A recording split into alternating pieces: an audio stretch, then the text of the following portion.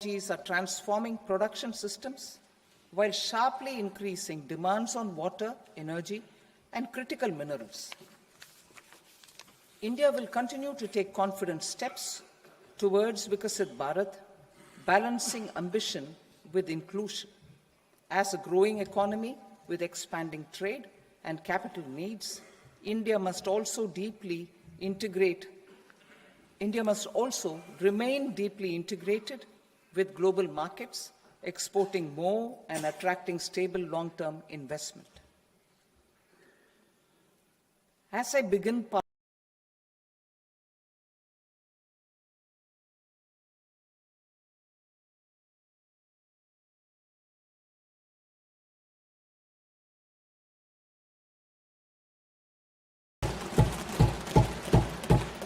Our aim is to transform aspiration into achievement and potential into performance as we ensure that the dividends of growth reach every farmer, the scheduled caste, the scheduled tribes, the nomads, the youth, the poor, and the women. In Viksit Bharat Young Leaders Dialogue 2026, several innovative ideas were shared with our Prime Minister, which have inspired many of the proposals, making this a unique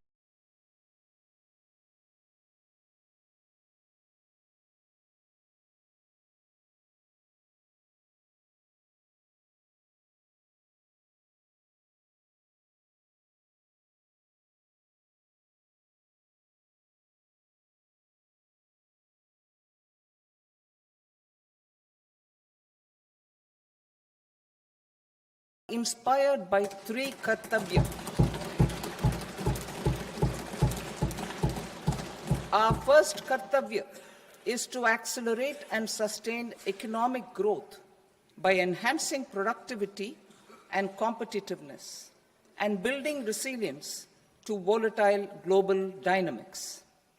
Our second Kartavya is to fulfill aspirations of our people and build their capacity, making them strong partners in India's path to prosperity. Our third Kartavya, aligned with our vision of Sabka Saath, Sabka Vikas, is to ensure that every family, community, region, and sector has access to resources, amenities, and opportunities for meaningful participation. This threefold approach requires a supportive ecosystem. The first requirement is to sustain the momentum of structural reforms, continuous, adaptive, and forward-looking. Second, a robust and resilient financial sector is central to mobilizing savings, allocating capital efficiently, and managing risks. Third, cutting-edge technologies, including AI applications, can serve us as force multipliers for better governance. Reform Express. Our government has undertaken comprehensive reforms towards creating employment, boosting productivity, and accelerating growth. After the Prime Minister's announcement on Independence Day in 2025, over 350 reforms have been rolled out. This includes GST simplification, notification of labor codes, and rationalization of mandatory quality control orders. High-level committees have been formed, and in parallel, the central government is working with the state governments on deregulation and reducing compliance requirements. The Reform Express is well on its way and will maintain its momentum to help us fulfill our Kartavya. I now move to specific proposals. Under our first Kartavya, to accelerate and sustain economic growth, I propose interventions in 6 areas. 1. Scaling up manufacturing in 7 strategic and frontier sectors. 2. Rejuvenating legacy industrial sectors. 3. Creating champion MSMEs. 4, delivering a powerful push for infrastructure. 5, ensuring long-term security and stability. And 6, developing city economic regions. Scaling up of manufacturing in 7 strategic and frontier sectors. Biopharma Shakti, meaning biopharma strategy for health advancement through knowledge, technology, and innovation. India's disease burden is observed to be shifting towards non-communicable diseases like diabetes, cancer, and autoimmune disorders. Biologic medicines are key to longevity and quality of life at affordable costs. To develop India as a global biopharma manufacturing hub,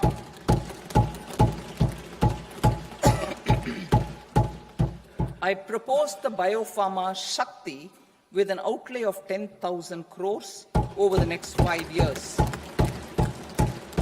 This will build the ecosystem for domestic production of biologics and biosimilars. The strategy will include a biopharma-focused network with 3 new national institutes of pharmaceutical education and research, popularly known as NIPERS, and upgrading 7 existing ones. It will also create a network of 1,000 accredited India clinical trials sites.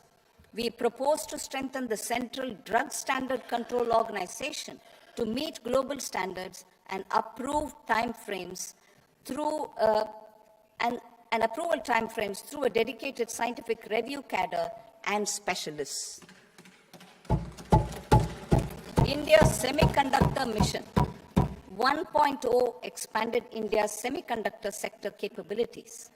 Building on this, we will launch ISM 2.0 to produce equipment and materials, design full-stack Indian IP, and fortify supply chains. We will also focus on industry-led research and training centers to develop technology and skilled workforce. The Electronics Components Manufacturing Scheme, launched in April 2025 with an outlay of 22,919 crores, already has investment commitments at double the targets. We propose to increase the outlay to 40,000 crores to capitalize on this momentum.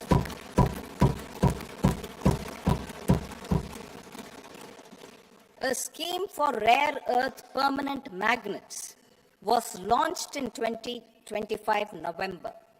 We now propose to support the mineral-rich states of Odisha, Kerala, Andhra Pradesh, and Tamil Nadu to establish dedicated rare earth corridors to promote mining, processing, research, and manufacturing. To enhance domestic chemical production and reduce import dependency, we will launch a scheme to support states in establishing 3 dedicated chemical parks through challenge route on a cluster-based plug-and-play model. Strong capital goods.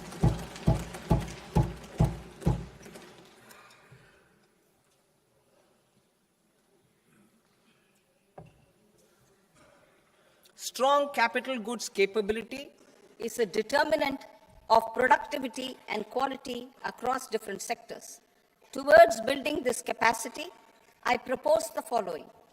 High-tech tool rooms will be established by central public sector enterprises at 2 locations as digitally enabled automated service bureaus that locally design, test, and manufacture high-precision components at scale and at lower cost. 2, a scheme for enhancement of construction and infrastructure equipments will be introduced to strengthen domestic manufacturing of high value and technologically advanced CIE. This can range from lifts in a multi-storied apartment or firefighting equipment in multiplexes, large or small, and to tunnel boring equipments for building metros and high-altitude roads.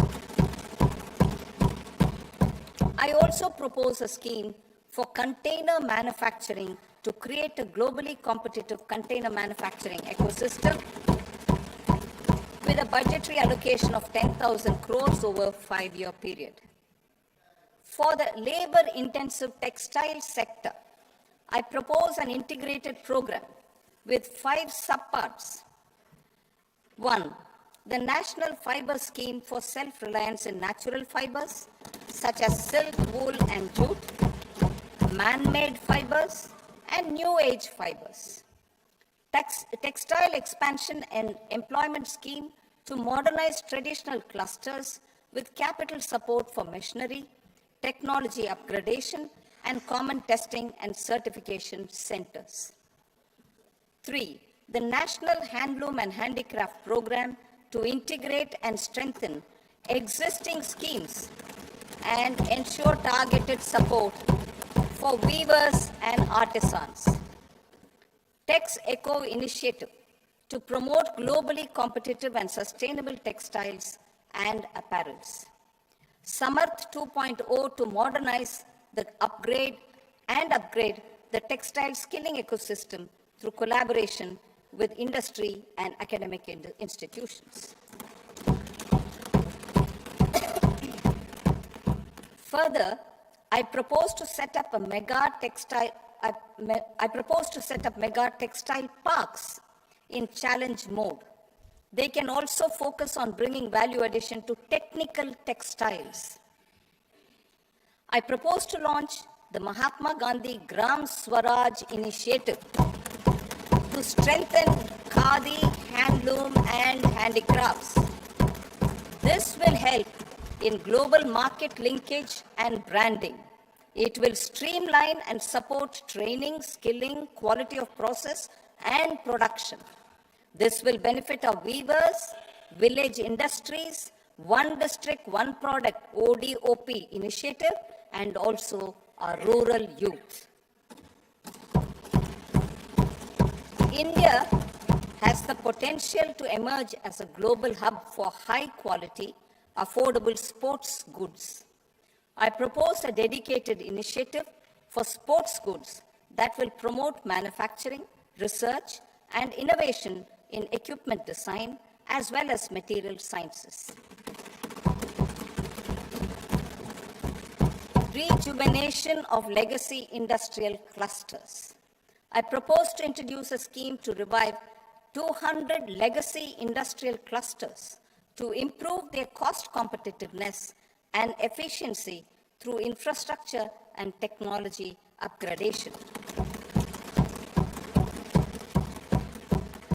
Creating champion SMEs and supporting micro enterprises. Recognizing MSMEs as a vital engine of growth, I propose a 3-pronged approach to help them grow as champions. Equity support. I propose to introduce a dedicated 10,000 crores SME growth fund to create future champions, incentivizing enterprises based on select criteria. I also propose to top up the Self-Reliant India Fund set up in 2021 with 2,000 crores to continue support to micro enterprises and maintain their access to risk capital. Liquidity support. With TREDS, more than 7 lakh crore has been made available to MSMEs. To leverage its full potential, I propose 4 measures. 1.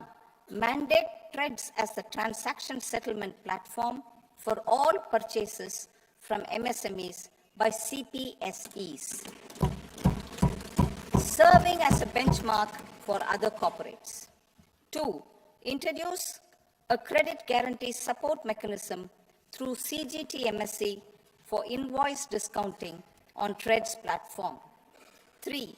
Link GEM with TREDS for sharing information with financiers about government purchases from MSMEs, encouraging cheaper and quicker financing. 4. Introduce TREDS receivables as asset-backed securities helping develop a secondary market, enhancing liquidity and settlement of transactions.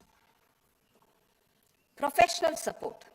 Government will facilitate professional institutions such as the ICAI, ICSI, ICMAI to design short-term modular courses and practical tools to develop a cadre of corporate mitras, especially in Tier 2 and Tier 3 towns. These accredited para-professionals will help MSMEs meet compliance requirements at affordable costs. Infrastructure. During this past decade, our government has undertaken several initiatives for large-scale enhancement of public infrastructure, including through new financing instruments such as Infrastructure Investment Trust (InvITs) and Real Estate Investment Trust (REITs), and institutions like NIIF and NABFID. We shall continue to focus on developing infrastructure in cities with over 5 lakh population, that is Tier 2, Tier 3 cities, which have expanded to become growth centers. Public capital expenditure has increased manifold from 2 lakh crore in 2014-15 to an allocation of 11.2 lakh crore in BE 25-26. In this coming year, that is financial year 2026-27, I propose to increase it to 12.2 lakh crores to continue the momentum. To strengthen the confidence of private developers regarding risks during infrastructure development and construction phase, I propose to set up an infrastructure risk guarantee fund to provide prudentially calibrated partial credit guarantee to lenders. Over the years, REITs have emerged as a successful instrument for asset monetization. I propose to accelerate recycling of significant real estate assets of the CPSEs through the setting up of dedicated REITs. To promote environmentally sustainable movement of cargo, I propose to 1. Establish new dedicated freight corridors connecting Dankuni in the east to Surat in the west. Operationalize 20 new national waterways over the next 5 years, starting with National Waterways 5 in Orissa to connect mineral-rich areas of Talcher and Angul and industrial centers like Kalinga Nagar to the ports of Paradeep and Dhamra. Training institutes will be set up as regional centers of excellence for development of required manpower for these waterways. This will benefit youth in the entire stretch of the waterways to train and acquire skills. Further, a ship repair ecosystem catering to inland waterways will also be set up at Varanasi and Patna. And C, launch a coastal cargo promotion scheme for incentivizing a modal shift from rail to road to increase the share of inland waterways and coastal shipping from 6% to 12% by 2047. To enhance last mile and remote connectivity and promote tourism, I propose to give incentives to indigenize manufacturing of seaplanes. A seaplane VGF scheme will be also introduced to provide support for operations. Carbon capture, utilization, and storage. Aligning with the roadmap launched in December 2025, the carbon capture, utilization, and storage technologies at scale will achieve higher readiness and in end-use application across 5 industrial sectors, including power, steel, cement, refineries, and chemicals. An outlay of 20,000 crore is proposed over the next 5 years for this purpose. City economic regions.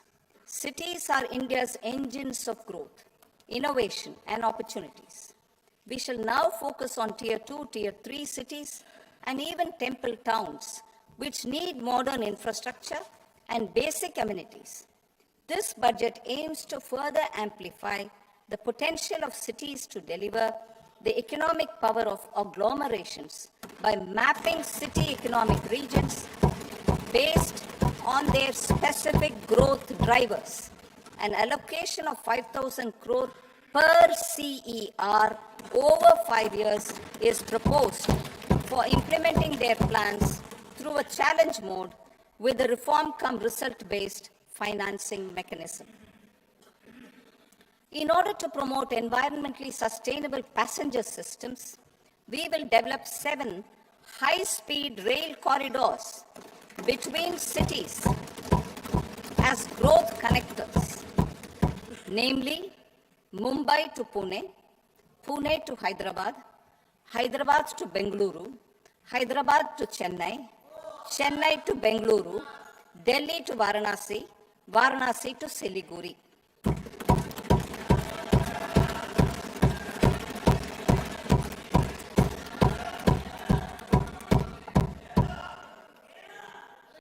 Financial sector.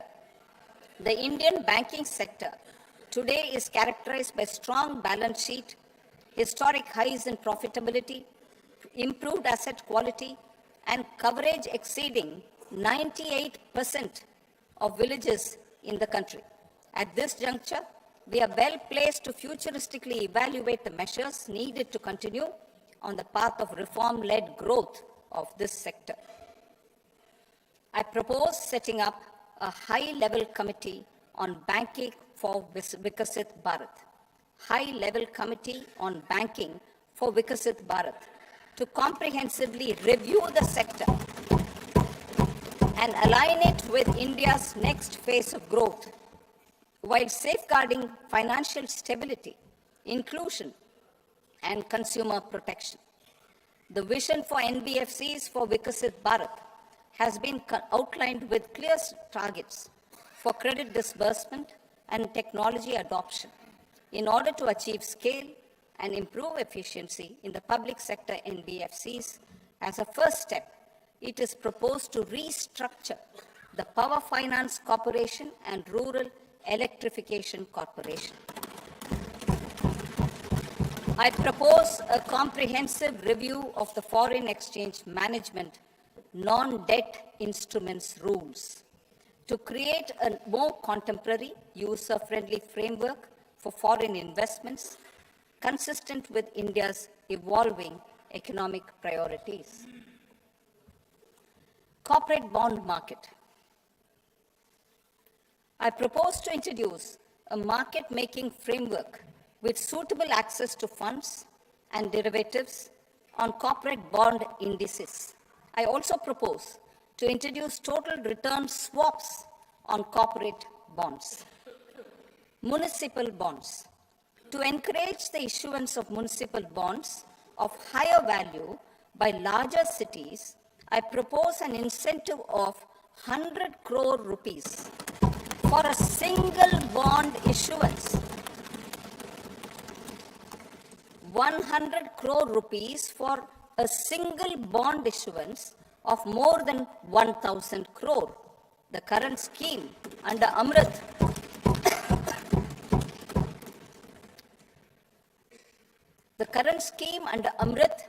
which incentivizes issuances up to 200 crores only, will also continue to support smaller and medium towns. That will also continue to support the smaller and medium towns. Ease of doing business. Individual persons resident outside India, PROI, will be permitted to invest in equity instruments of listed Indian companies through the Portfolio Investment Scheme. It is also proposed to increase the investment limit for an individual PROI under the scheme from 5% to 10% with an overall investment limit for all individual PROIs to 24% from the current 10%. Emerging technologies including AI. 21st century is technology-driven. Adoption of technology is for the benefit of all people. Farmers in the field, women in STEM, youth keen to upskill, and Divyangjan to access newer opportunities. The government has taken several steps to support new technologies through AI Mission, National Quantum Mission, Anusandhan National Research Fund, and Research and Development and Innovation Fund. Our second kartavya is to fulfill aspirations and build capacities. Close to 25 crore individuals have come out of multi-dimensional poverty through a decade of our government's sustained and reform-oriented efforts.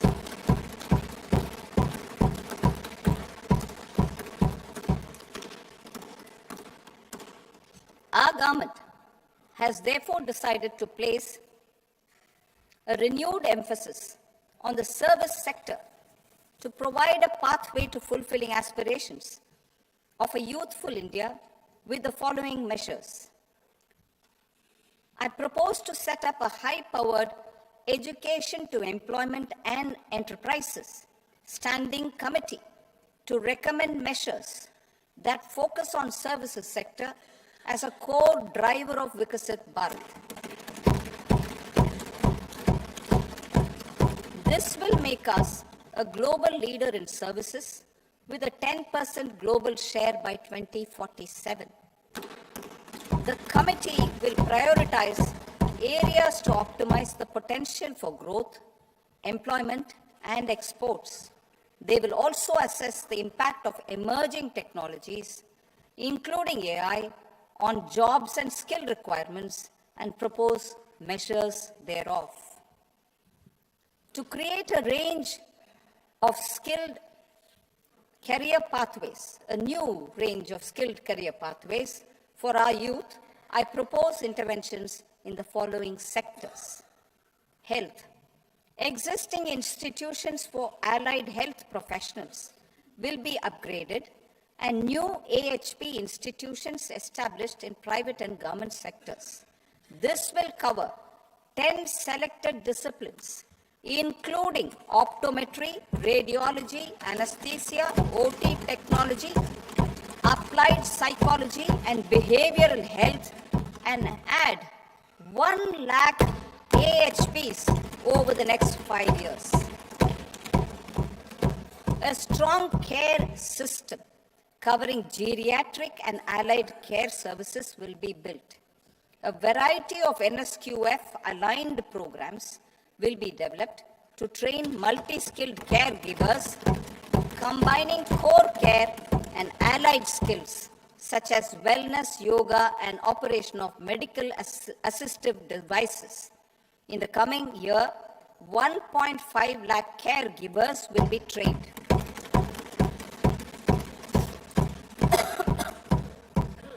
Hubs for medical value tourism. To promote India as a hub for medical tourism services, I propose to launch a scheme to support states in establishing 5 regional medical hubs in partnership with the private sector. These hubs will serve as integrated healthcare complexes that combine medical, educational, and research facilities. They will have Ayush centers, medical value tourism facilitation centers, and infrastructure for diagnostics, post-care, and rehabilitation. These hubs will provide diverse opportunities, job opportunities for health professionals, including doctors and AHPs. Ancient Indian yoga, already respected in several parts of the world, was given a mass global recognition when Honorable Prime Minister took it to the UN.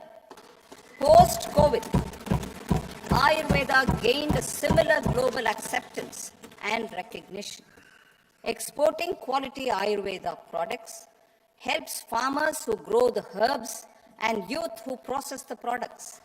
To meet growing global demand, a few more steps are being taken. I propose to 1. Set up 3 new All India Institutes of Ayurveda.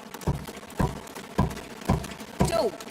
Upgrade Ayush pharmacies and drug testing labs for higher standards of certification ecosystem and make available more skilled personnel. 3. Upgrade the WHO Global Traditional Medicine Center in Jamnagar to bolster evidence-based research, training, and awareness for traditional medicine. Animal husbandry. Livestock contributes to close to 16% of farm income, including of poor and marginal households. To scale up availability of veterinary professionals by more than 20,000, I propose to roll out a loan-linked capital subsidy support scheme for establishment of veterinary and para-veterinary colleges, veterinary hospitals, diagnostic laboratories, and breeding facilities in private sector. Collaboration between Indian and foreign institutions will also be facilitated. Orange economy. India's animation, visual effects, gaming and comics sector, ABGC sector, is a growing industry projected to require 2 million professionals by 2030. I propose to support the Indian Institute of Creative Technologies, Mumbai, in setting up ABGC content creator labs in 15,000 secondary schools all over the country and 500 colleges. The Indian design industry is expanding rapidly, and yet there is a shortage of Indian designers. I propose to establish, through Challenge Route, a new National Institute of Design to boost design education and development in the eastern region of India. Education. Our government will support states through Challenge Route in creating 5 university townships in the vicinity of major industrial and logistics corridors. These planned academic zones will host multiple universities, colleges, and research institutions, skill centers, and residential complexes. In higher education, STEM institutions, prolonged hours of study and laboratory work pose some challenges for girl students. Through VGF, Viability Gap Funding and capital support, 1 girls' hostel will be established in every district.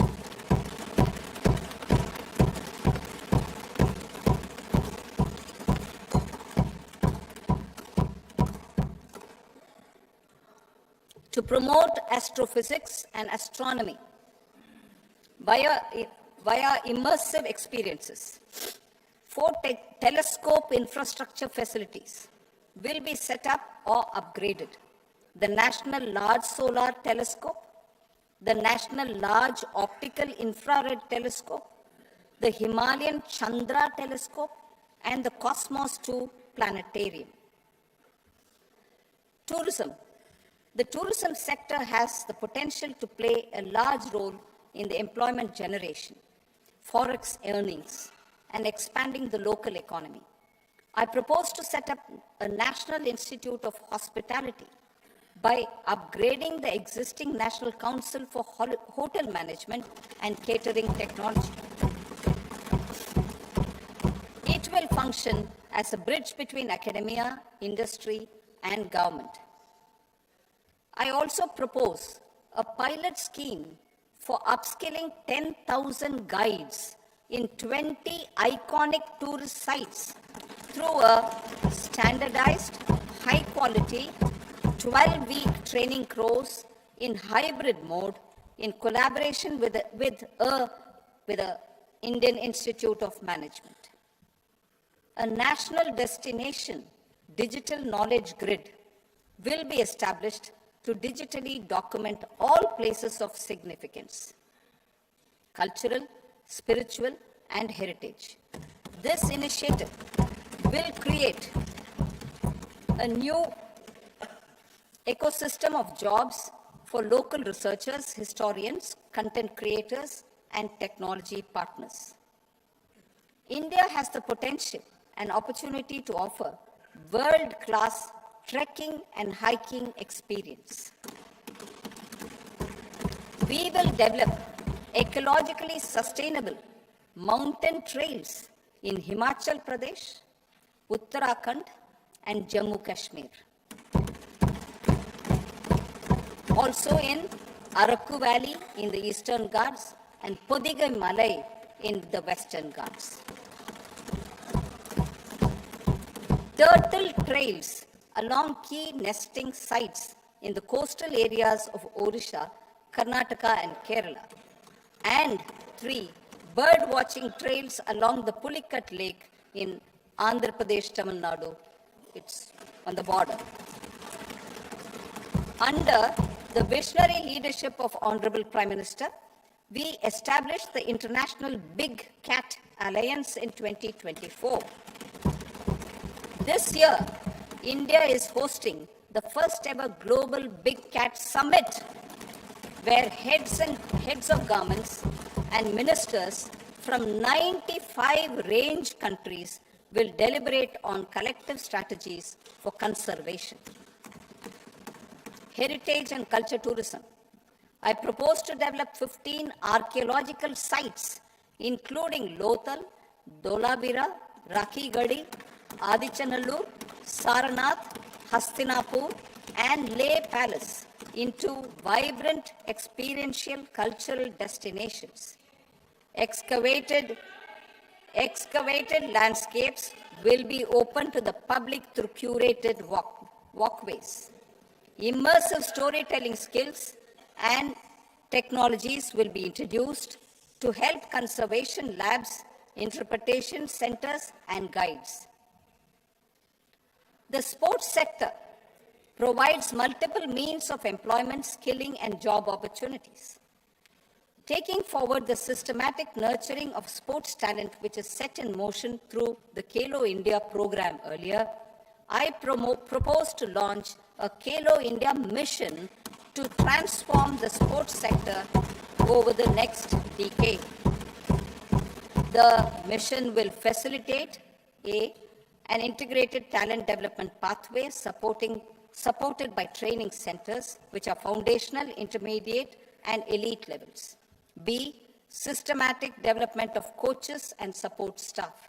C, integration of sports science and technology.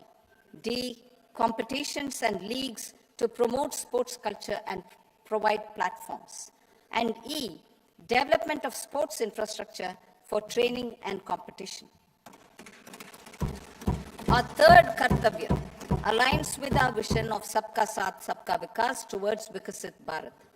This requires targeted efforts for 1, increasing farmer incomes through productivity enhancement and entrepreneurship, with special attention to small and marginal farmers. B, empowering Divyangjan through access to livelihood opportunities, training, and high-quality assistive devices. C, empowering the vulnerable to access mental health and trauma care.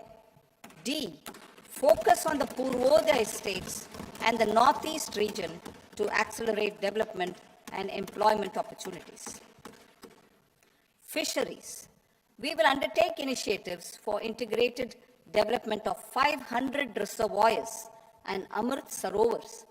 2, strengthen the fisheries value chain in coastal areas and enable market linkages involving startups and women-led groups together with fish farmer producer organizations. Animal husbandry. To provide quality employment opportunities in rural and peri-urban areas, we will support the animal husbandry sector in entrepreneurship development through A, a credit-linked subsidy program, B, scaling up and modernization of livestock enterprises, C, enhanced creation of livestock, dairy, and poultry,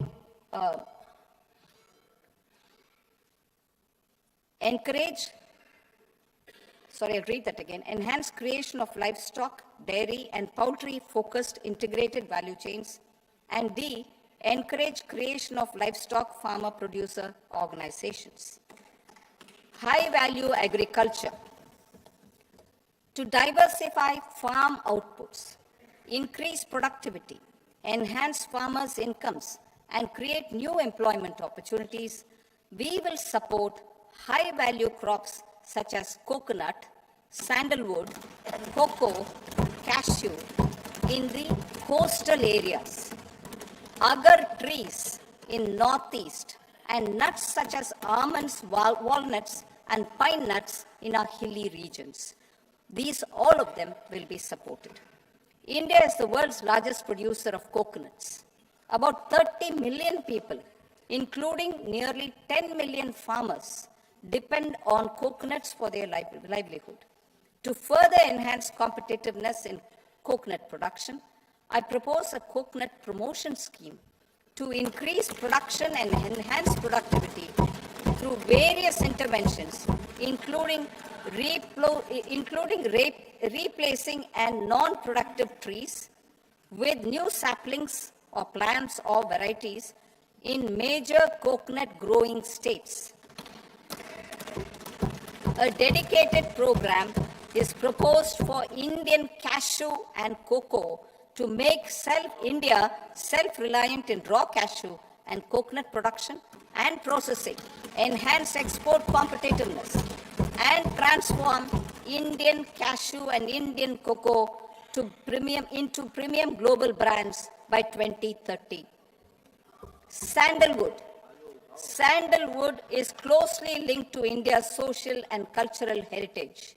Our government will partner with state governments to promote focused cultivation and post-harvest processing to restore the glory of the Indian sandalwood ecosystem, to rejuvenate old, low-yielding orchards, and expand high-density cultivation of walnuts, almonds, and pine nuts. We will support a dedicated program to enhance farmer incomes and in bringing value addition by engaging youth. Bharat Vistar, that is virtually integrated system to access agricultural resources. I propose to launch Bharat Vistar, a multilingual AI tool that shall integrate the AgriStack portals and the ICAR package on agricultural practices with AI systems. This will enhance farm productivity, enable better decisions for farmers, and reduce risk by providing customized advisory support. She Marts for rural women-led enterprises.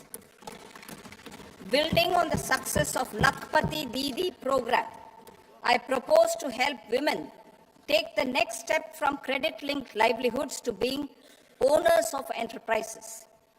Self-help entrepreneur, She Marts will be set up as community-owned retail outlets within the cluster-level federations through enhanced and innovative financing instruments. Empowering Divyangjan.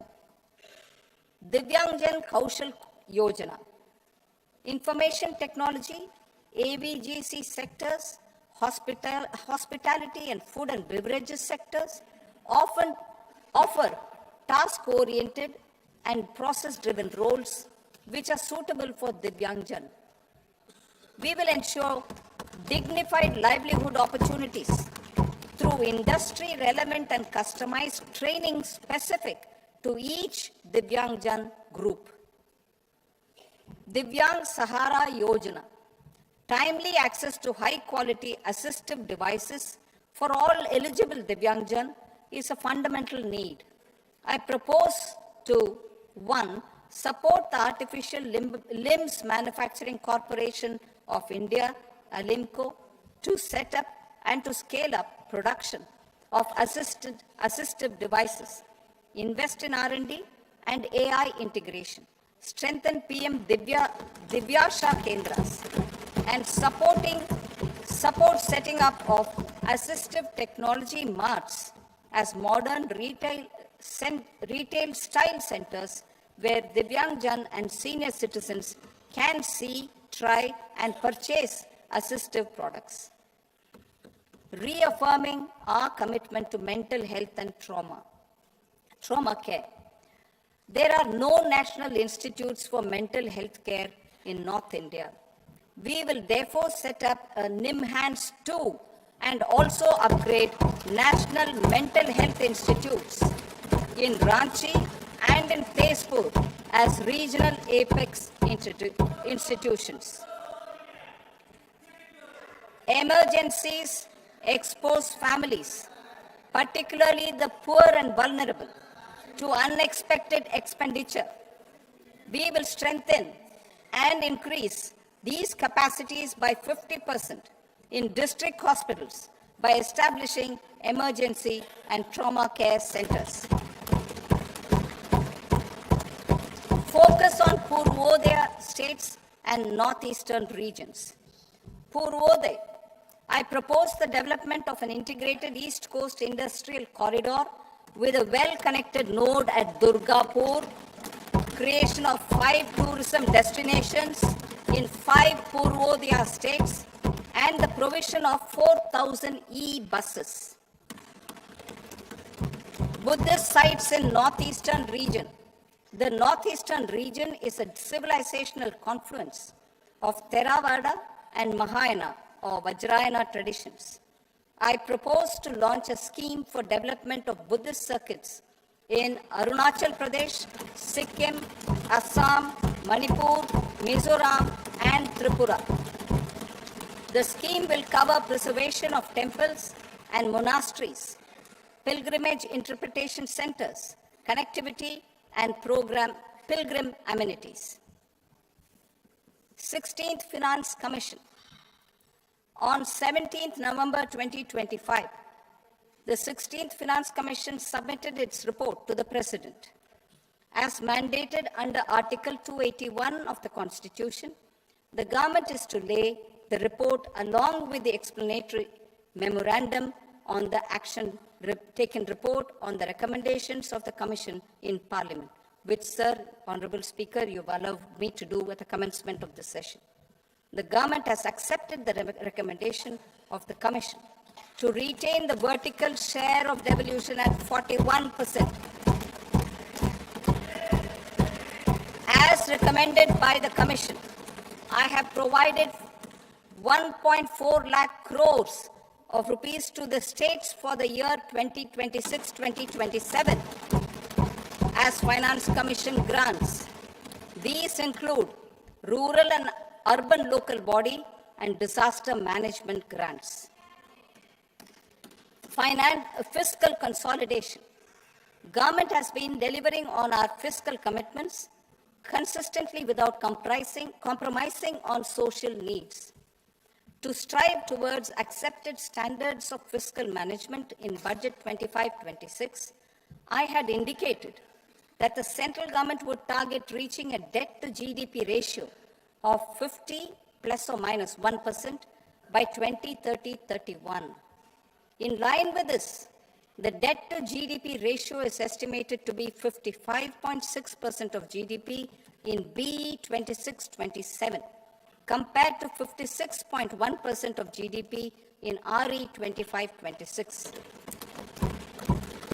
A declining debt to GDP ratio will gradually free up resources for priority sector lending and expenditure by reducing the outgo on interest payments.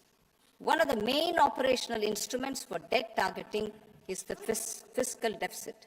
I am happy to inform this august House that I have fulfilled my commitment made in 2021-2022 to reduce fiscal deficit below 4.5% of GDP by 25-26.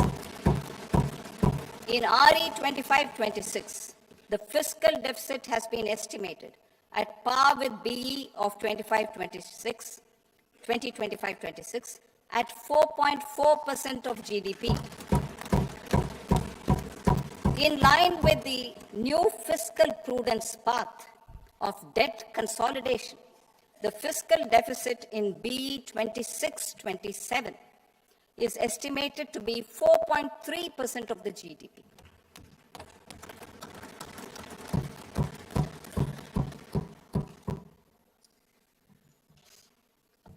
The revised estimates of the non-debt receipts are 34 lakh crore rupees, of which the centre's net tax receipts are 26.7 lakh crore. The revised estimate of the total expenditure is 49.6 lakh crore rupees, of which the capital expenditure is about 11 lakh crores. Budget estimates 2026 to 2027. Coming to 26-27, the non-debt receipts and the total expenditure are estimated as 36.5 lakh crore and 53.5 lakh crore respectively. The centre's net tax receipts are estimated at 28.7 lakh crore rupees. To finance the fiscal deficit, the net market borrowings from dated securities are estimated at 11.7 lakh crore rupees. The balance financing is expected to come from small savings and other sources. The gross market borrowings are estimated at 17.2 lakh crore rupees. I'll now move to Part B. Part B, direct taxes.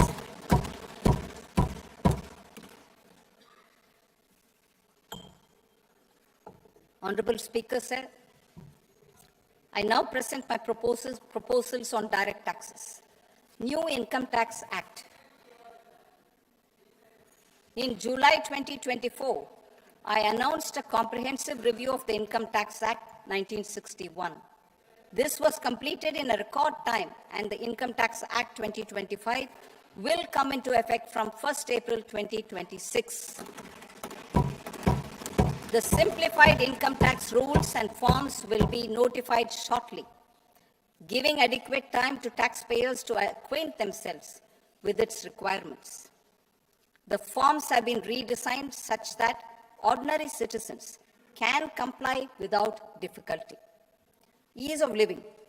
I propose that any interest awarded by the Motor Accident Claims Tribunal to a natural person will be exempt from income tax, and any TDS on this account will be done away with. I propose to reduce TCS rate on the sale of overseas tour program package from the current 5% and 20% to 2% without any stipulation of amount. I propose to reduce TCS rate for pursuing education and for medical purposes under the Liberalized Remittance Scheme, popularly known as LRS, from 5% to 2%. Supply of manpower services is proposed to be specifically brought within the ambit of payment to contractors for the purpose of TDS to avoid ambiguity. Thus, TDS on these services will be at the rate of either 1% or 2% only. I propose a scheme for small taxpayers, wherein a rule-based automated process will enable obtaining a lower or nil deduction certificate instead of filing an application with the assessing officer. For the ease of taxpayer holding securities in multiple companies, I propose to enable depositories to accept Form 15G or Form 15H from the investor and provide it directly to various relevant companies. I propose to extend time available for revising returns from 31st December to up to 31st March with the payment of a nominal fee. I also propose to stagger the timeline for filing of tax returns. Individuals with ITR 1 and ITR 2 returns will continue to file till 31st July, and non-audit business cases or trusts are proposed to be allowed time till 31st August.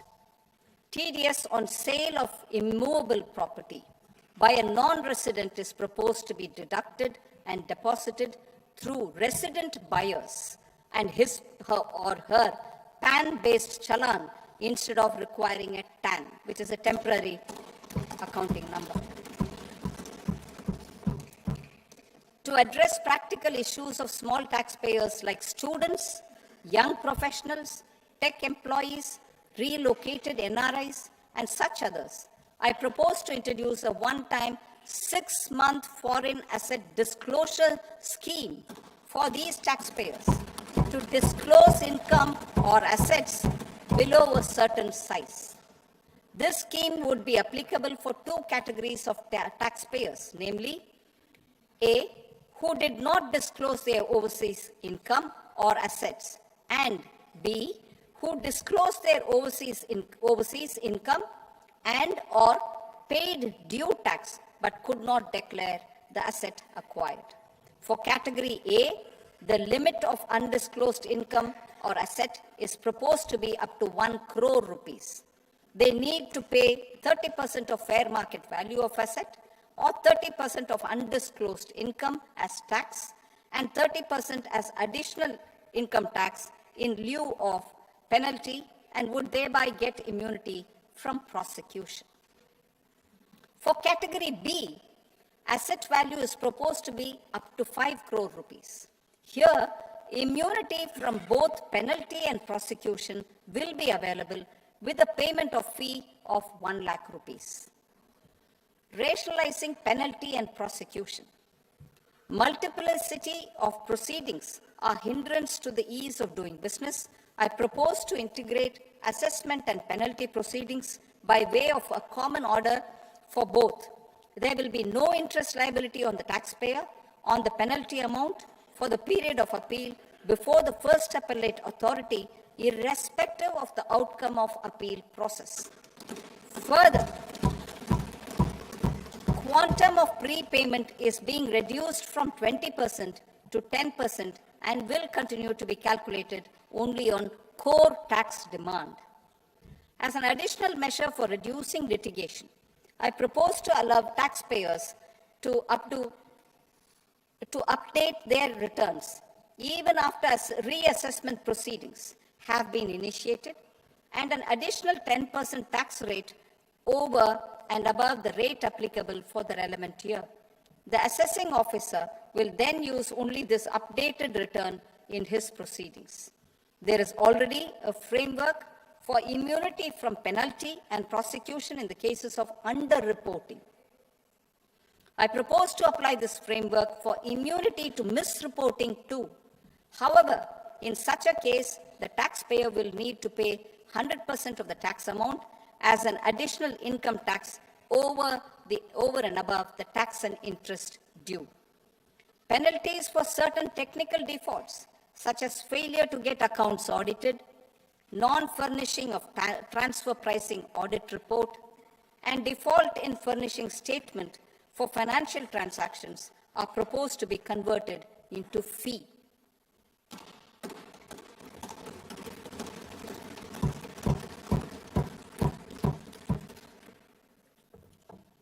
I propose to rationalize prosecution framework under Income Tax Act while maintaining a careful balance for deterrence in some serious offense.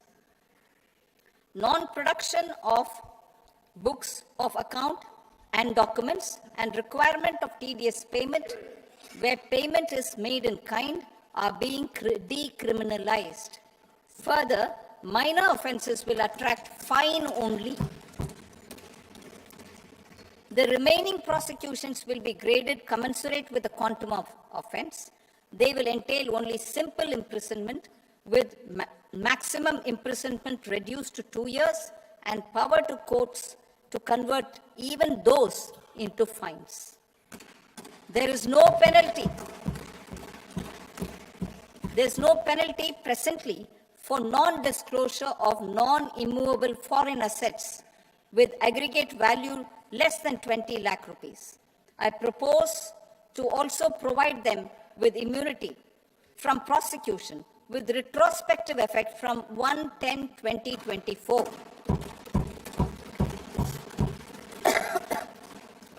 Cooperatives. Deduction is already allowed to a primary cooperative society engaged in supplying milk, oilseeds, fruits or vegetables raised or grown by its members. I propose to extend this deduction to also include supply of cattle feed and cotton seed produced by its members.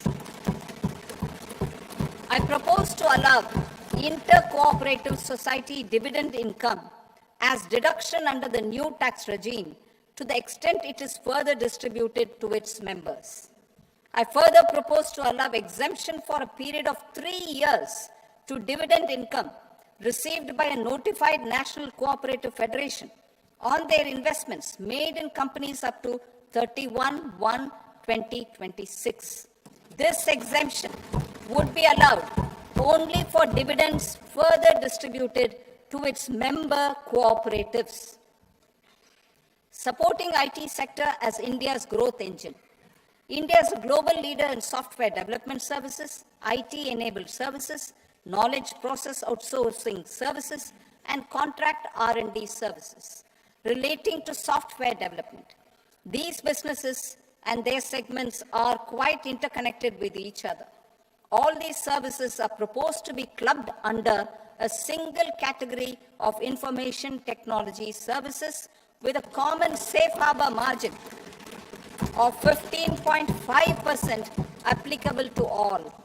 The threshold for availing safe harbor for IT services is being enhanced substantially from 300 crore rupees to 2,000 crore rupees.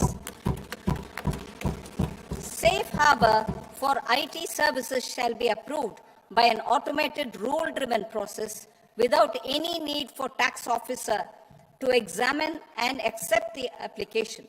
Once applied by an IT services company, the same safe harbor can be continued for a period of 5 years at a stretch at its choice. For IT services companies who want to conclude advanced pricing agreement, APA, I propose to fast-track unilateral APA process for IT services and endeavor to conclude it within a period of 2 years. The period of 2 years can be extended by a further period of 6 months on taxpayers' request. I propose to extend the facility of modified returns available to the entity entering APA to its associated entities also. Attracting global business and investment. Recognizing the need to enable critical infrastructure and boost investment in data centers, I propose to provide tax holiday till 2047 to any foreign company that provides cloud services to customers globally by using data center services from India. It will, however, need to provide services to Indian customers through an Indian reseller entity. I also propose to provide a safe harbor of 15% on cost in case the company providing data center services from India is a related entity. To harness the efficiency of just-in-time logistics for electronic manufacturing, I propose to provide safe harbor to non-residents for component warehousing in a bonded warehouse at a profit margin of 2% of the invoice value. The resultant tax of about 0.7% will be much lower than in competing jurisdictions. To provide fillip to toll manufacturing in India, I propose to provide exemption from income tax for 5 years to any non-resident who provides capital goods, equipment, or tooling to any toll manufacturer in a bonded zone. To encourage vast pool of global talent to work in India for a longer period of time, I propose to provide exemption to global, non-India sourced income of a non-resident expert for a stay period of 5 years under notified schemes. I propose to provide exemption from minimum alternate tax, the MAT, to all non-residents who pay tax on presumptive basis. Tax administration. I propose to constitute a joint committee of Ministry of Corporate Affairs and Central Board of Direct Taxes for incorporating the requirements of income computation and disclosure standards, the ICDS, in the Indian Accounting Standards, IND AS itself. Separate accounting requirement based on ICDS will be done away with from the tax year 27-28. To support Prime Minister Modi's vision of homegrown accounting and advisory firms to become global leaders, I propose to rationalize the definition of accountant for the purposes of safe harbor rules.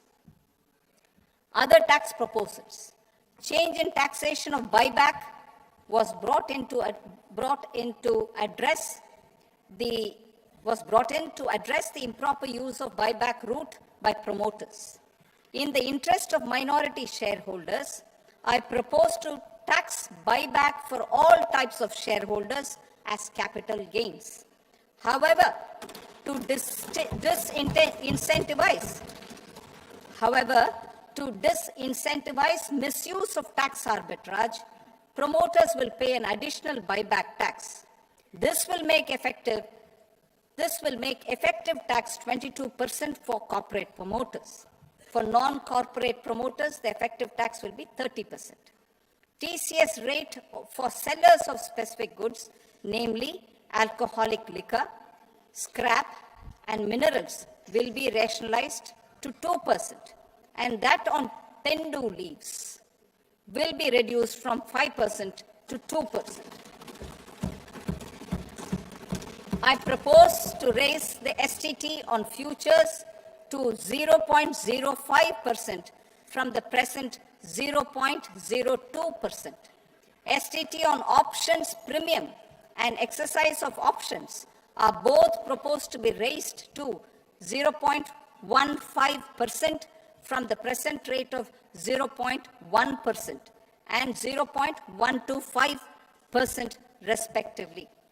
We reformed the taxation landscape for corporates in 2019 by providing them a simplified regime with lower tax rate so that they could productively focus on business rather than on claim of deductions and exemptions.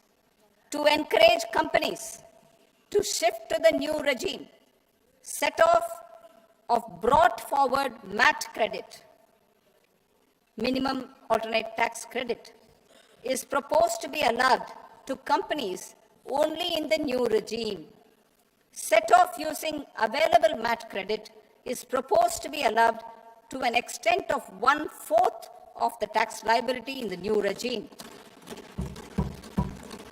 MAT is proposed to be made final tax, so there will be no further credit accumulation from 1st April 2026. In line with this change, the rate of final tax is being reduced to 14% from the current MAT rate of 15%. The brought forward MAT credit of taxpayers accumulated till 30th March 2026 will continue to be available to them for set-off as above. Indirect taxes. I shall now take up proposals related to indirect taxes. My proposals for customs and central excise aim to further simplify the tariff structure, support domestic manufacturing, promote export competitiveness, and correct inversion in duty. To continue weeding out long-continuing customs duty exemptions, I propose to remove certain exemptions on items which are being manufactured in India or where the imports are negligible. Similarly, to further simplify the process of ascertaining the rate of duty applicable on a particular item, I propose to incorporate certain effective rates in various customs notifications to the tariff schedule itself. I shall now take up sector-specific proposals. Promotion of exports of marine, leather, and textile products. I propose to increase the limit for duty-free imports of specified inputs used for processing seafoods for export from the current 1% to 3% of FOB value of the previous year's export turnover. I also propose to allow duty-free imports of specified inputs, which is currently available for exports of leather or synthetic footwear, to exports of shoe uppers as well. I propose to extend the time period for export of final product from the existing 6 months to 1 year for exporters of leather or textile garments, leather or synthetic footwear, and other leather products. Energy transition and security. I propose to extend the basic customs duty exemption given to capital goods used for manufacturing lithium-ion cells for batteries to those used for manufacturing lithium-ion cells for battery energy storage systems also. I propose to exempt basic customs duty on import of sodium antimonate for use in manufacture of solar glass. Nuclear power. I propose to extend the existing basic customs duty exemption on imports of goods required for nuclear power projects till the year 2035 and expand it for all nuclear plants irrespective of their capacity. Critical minerals. It is proposed to provide basic customs duty exemption to the import of capital goods required for the processing of critical minerals in India. Biogas blended CNG. I propose to exclude the entire value of biogas while calculating the central excise duty payable on biogas blended CNG. Civil and defense aviation. I propose to exempt basic customs duty on components and parts required for the manufacture of civilian training and other aircrafts. It is proposed to exempt basic customs duty on raw materials imported for the manufacture of parts of aircraft to be used in maintenance, repair, or overall requirements by units in the defense sector. Electronics. To deepen value addition in the consumer electronics sector, I propose to exempt basic customs duty on specified parts used in the manufacture of microwave ovens. Special economic zone. To address the concerns arising about utilization of capacity by manufacturing units in the special economic zones due to global trade disruptions, I propose as a special one-time measure to facilitate sales by eligible manufacturing units in SEZs to the domestic tariff area at concessional rates of duty. The quantity of such sales will be limited to a prescribed proportion of their exports. Necessary regulatory changes will be undertaken to operationalize the measures while ensuring level playing field for the units working in the DTA. Ease of living. To rationalize the customs duty structure for goods imported for personal use, I propose to reduce the tariff rate on all dutiable goods imported for personal use from 20% to 10%. To provide relief to patients, particularly those suffering from cancer, I propose to exempt basic customs duty on 17 drugs or medicines.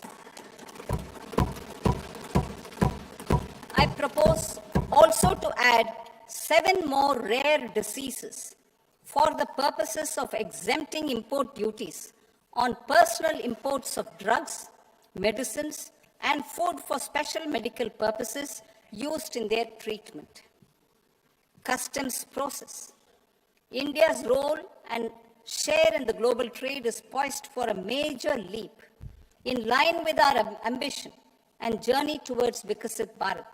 In this regard, I propose many measures for custom processes to have minimal intervention for smoother and faster movement of goods and greater certainty to the trade.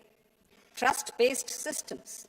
I propose to enhance duty deferral period for Tier 2 and Tier 3 authorized economic operators, known as AEOs, from 15 days to 30 days. I propose to provide eligible manufacturer importers the same duty deferral facility. This should encourage them to get themselves accredited as a full-fledged Tier 3 AEO in due course. To provide greater certainty and for better business planning, I propose to extend validity period of advance ruling binding on customs from the present 3 years to 5 years. In the spirit of the whole of government approach,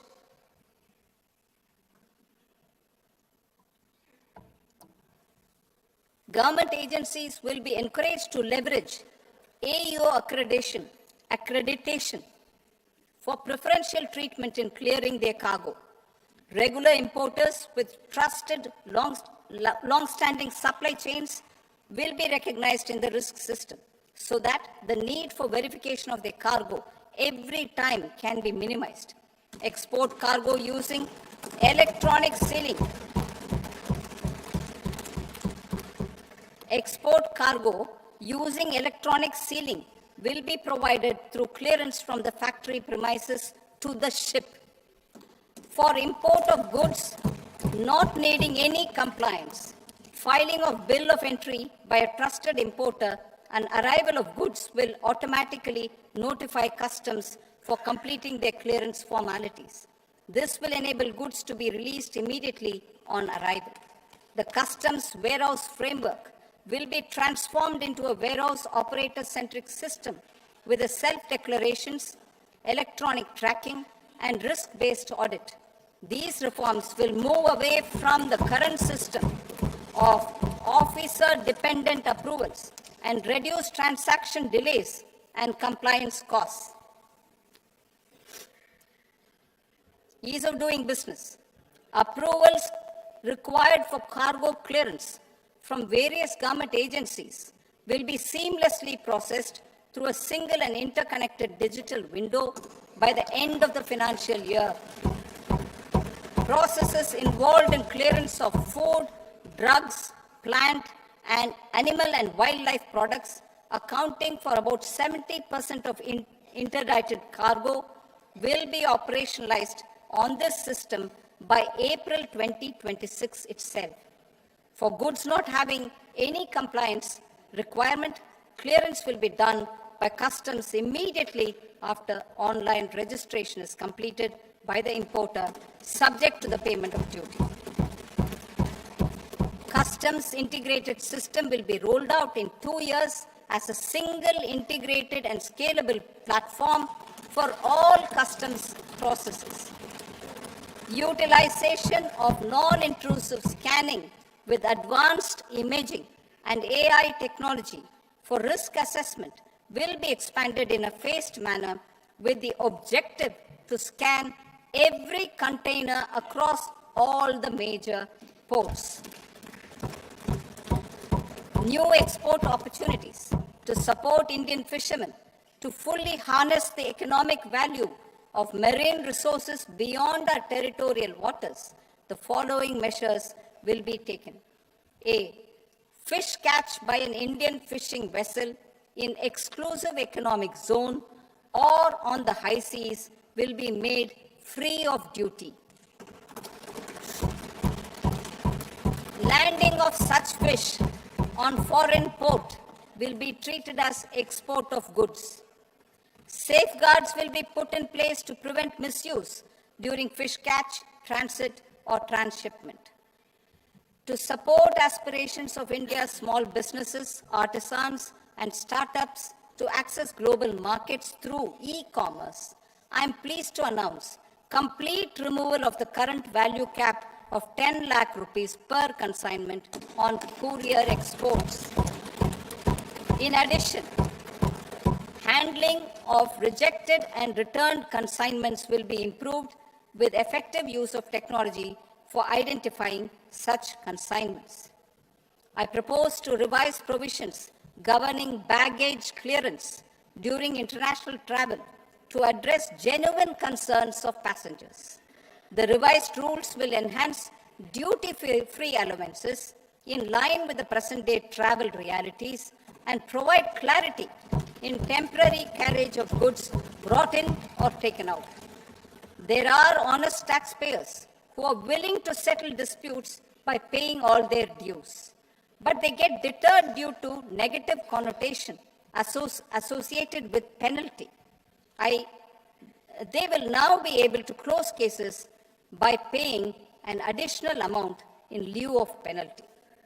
Honorable Speaker, sir, with this, I commend the budget to this august House. Jai